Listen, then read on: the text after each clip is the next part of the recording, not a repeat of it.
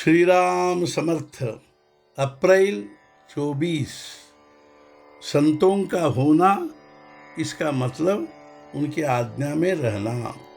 हम जिंदा रहे, यह जितना जरूरी है उतना ही जरूरी है कि हम परमात्मा को जाने। संसार में लोग किसको नहीं दोष देते, परमार्थ में समर्पित हो जाने पर यह ठीक से घर गृहस्थी नहीं करता, ऐसा कहकर लोग दोष देते हैं। हमें उसकी ओर ध्यान नहीं देना चाहिए। अपने मन के दुख के लिए बस एक ही कारण हो कि मैं अभी भगवान का नहीं हो पाया। जो भगवान की इच्छा के अनुकूल व्यवहार करता है उसका भला होता है।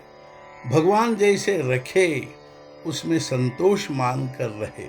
भगवान का रूप आनंदमय है और सृष्टि का क्रम भी ऐसा ही है कि वह मनुष्य को आनंद की ओर ले जाता रहे।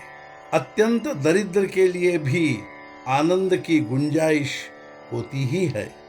आनंद के बिना मनुष्य का जिंदा रहना ही संभव नहीं है।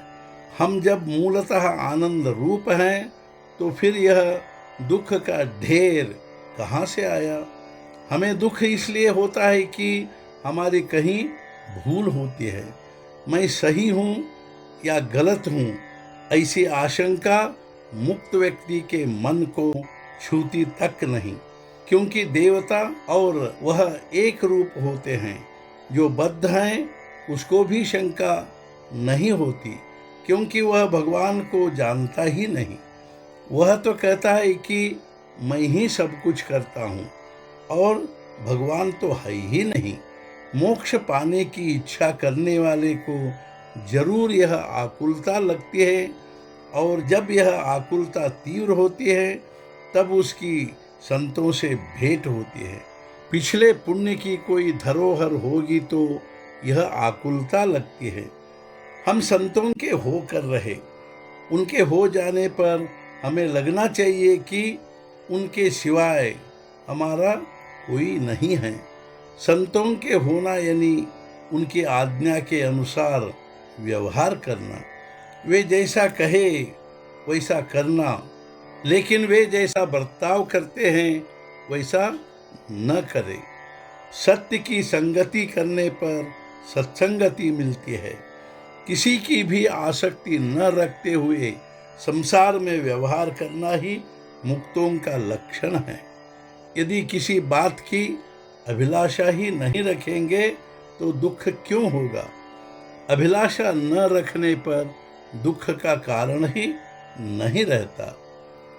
जहाँ तुम हो वही सद्गुरु हैं, ऐसा तुम्हें लगता है और संतोष होता है। यही उनकी सच्ची कृपा है।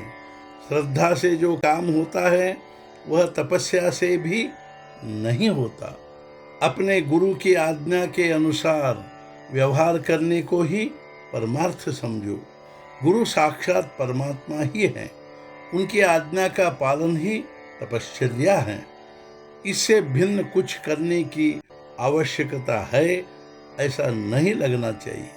अच्छे लोगों को भी लगता है कि अपने मन के विकार मिट नहीं रहे, किंतु विकार जाते नहीं कि रट लगाकर वे घटते तो नहीं, उल्टे बढ़ते हैं। उधर ध्यान नहीं देना चाहिए। नामस्मरण करने का अपना काम जारी रखे, जिससे विकार अनायास कम होते रहेंगे। किंतु इतना ध्यान जरूर रखा जाए कि मन देह के पीछे पीछे नहीं जा रहा। आज का मुख्य विचार, संतों की आज्ञा को प्रमाण मानना ही अनुभव प्राप्त करने का साधन है।